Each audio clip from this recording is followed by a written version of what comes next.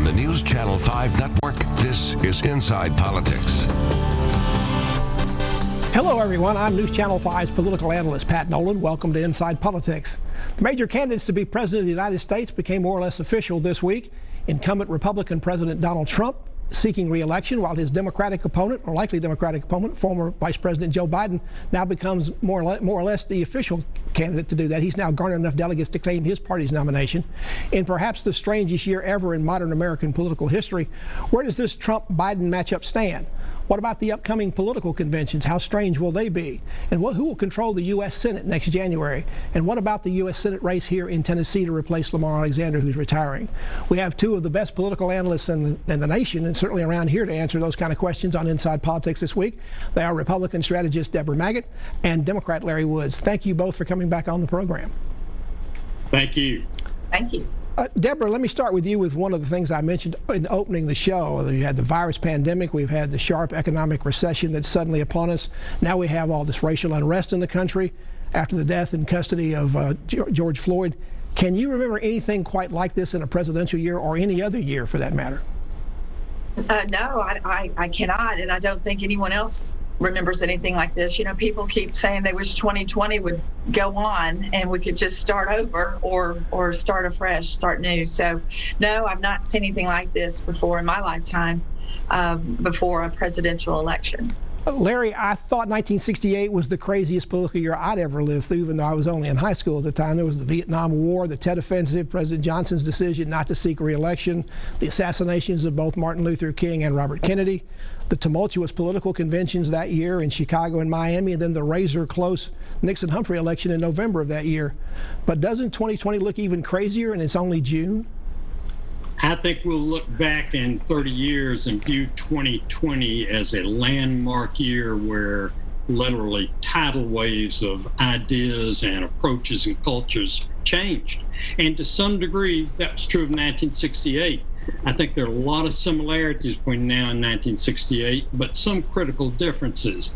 One big difference is when you look at the crowds that are out celebrating and protesting in the streets and the courthouses. In 1968, there weren't many white folks out there. There were some, but I just shared a photograph the other day with a friend of a photograph of the Julian Bond, Martin Luther King protests in Atlanta that I marched in with them in January 1966. And one thing that jumped out at me, being egotistic, I wanted to point out to my friend that I was in the far left of the photo, which was appropriate. Looking at that to find myself, I noticed there were only two white people in the entire march, or at least only two that are showing up in the photo. And that's my memory, too, that there's very little non-African American participation, especially when it concerned local marches as opposed to the big nationally publicized ones.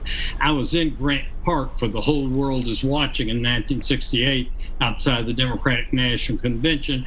I was doing more spectating than I was protesting, but I was there, and those crowds of protesters were much angrier in a lot of ways, and they weren't sure what they wanted done. We knew what the changes were we wanted. We weren't sure how to accomplish them.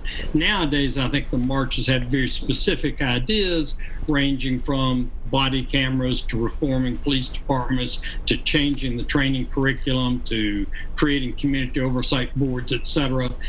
And I think the final similarity and difference is the way Donald Trump views the 1968 election in terms of his campaign strategy. It almost looks like right now that he's wanting to go down the George Wallace road. You know, in 68, we had Nixon, the winner, arguing for law and order. We had Humphrey, who couldn't figure out what to say about the Vietnam War. And we had George Wallace, who was spouting states' rights, his code words for let's go back to the good old white days.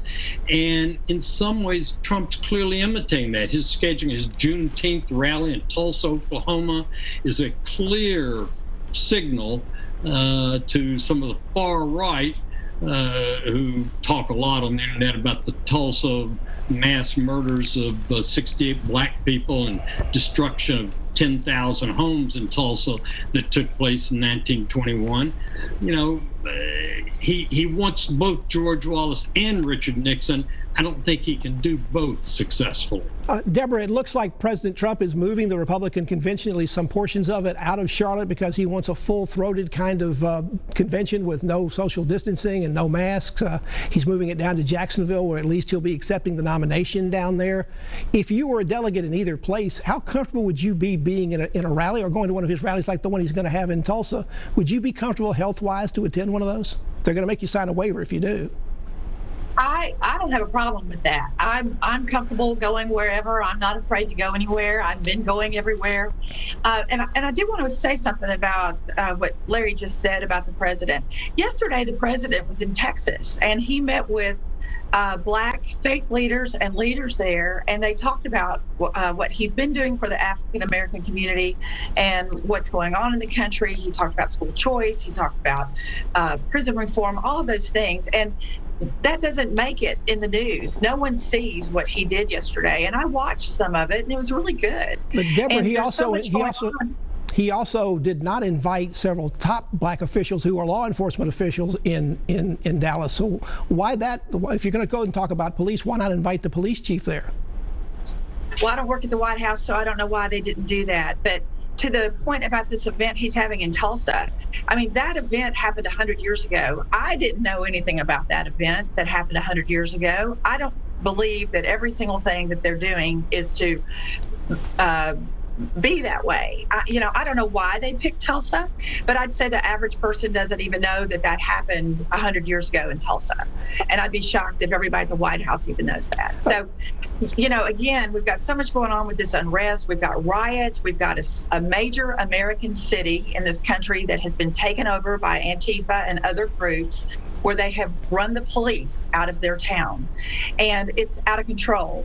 And the good things the president does never breaks through. We just focus all the time on the negative, and the American people, I think, are watching this. People have been trapped at home for the last 3 months.